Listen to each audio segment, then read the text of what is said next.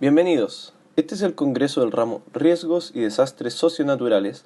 El tema principal está relacionado al terremoto de Puerto Príncipe en Haití el año 2010. Introducción.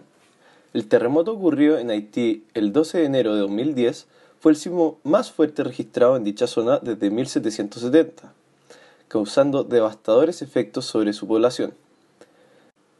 Dichos efectos son el resultado de la alta vulnerabilidad que tiene este país, debido fuertemente a la gran pobreza que éste presenta, trayendo como consecuencias el alto número de víctimas fallecidas y afectadas, y el derrumbe de estructuras. Debido a esto, se considera como una de las catástrofes humanas más graves de la historia. ¿Qué factores influyeron en el desastre ocurrido en Puerto Príncipe? Para poder dar una descripción del terremoto del 2010 en Haití de 7,3 grados Richter, es necesario primero conocer la situación en la cual estaba ese país previo al terremoto. Según Bigstein, comparando la situación de Haití durante la década de los 80 con la del 2000, ha aumentado el crecimiento demográfico, la urbanización y la migración interna hacia Puerto Príncipe, llegando a concentrar un 39% de la población, es decir, migración rural-urbana. Además, Haití es uno de los países que encabeza las listas de clasificaciones mundiales poco deseables como, por ejemplo, la de índice de debilidad del Estado, bajo índice de desarrollo humano y de alta corrupción. Pero quizás lo más importante, malas medidas estructurales y no estructurales para enfrentar este problema. Las medidas estructurales se refieren a los edificios, casas, obras públicas, entre otras, que no fueron construidas de forma óptima como para enfrentar un terremoto de esta magnitud. Por otro lado, las medidas no estructurales se refieren a la baja educación, señalización, entre otras, que hacen implícitamente que estas amenazas geológicas impacten más fuerte a la sociedad. Además, otro factor que influyó, aunque en menor medida, fue la no existencia de sistemas de alerta temprana que pudiera advertir a la población. ¿Cuáles fueron los daños provocados por el terremoto de Haití? Para el año 2010, el terremoto ocurrió en enero, desencadenó una serie de problemas sanitarios y problemas estructurales, además de 217.000 muertos y más de 300.000 lesionados aproximadamente.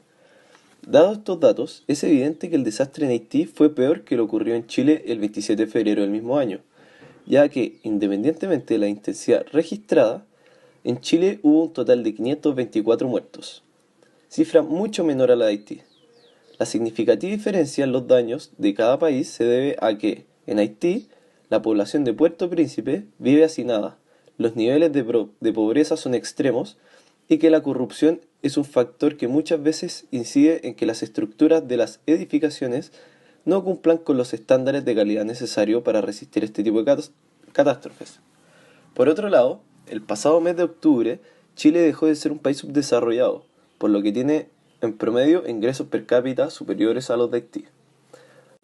Además, cuenta con una exigente normativa de construcción, de manera que las edificaciones deben resistir sin daños sismos de mediana y alta intensidad. Por lo tanto, al comparar el número de víctimas, nos damos cuenta que Haití tiene una vulnerabilidad mucho más alta que en Chile. Conclusión. A modo de conclusión, es posible afirmar que Haití es un país que se encuentra constantemente expuesto a posibles desastres socionaturales, ya que, tal como lo menciona Wisner, el riesgo es igual a la amenaza de un posible evento por la vulnerabilidad de la población frente a este. Ya como se mencionó antes, Puerto Príncipe tiene altos estándares de hacinamiento y bajo nivel socioeconómico, por lo que esto lo hace un país más vulnerable. Además, por su ubicación geográfica, está constantemente expuesto a posibles amenazas. Por estas razones, es correcto afirmar que Haití es un país que es riesgoso frente a desastres socionaturales. Y después del terremoto, todos estos problemas salieron a la luz, traduciéndose en pérdidas considerables tanto en economía, problemas sociales y de salud. Si comparamos esto con Chile, en donde el terremoto fue tan solo un mes después y la intensidad de este fue mayor que el de Haití, podemos decir que Chile estaba más preparado, es decir, es un país menos vulnerable, lo que causa que el riesgo acá sea menor que en Haití. Esto nos lleva directamente a la correcta, pero no muy poca conocida afirmación de que los desastres son socionaturales y no solamente naturales.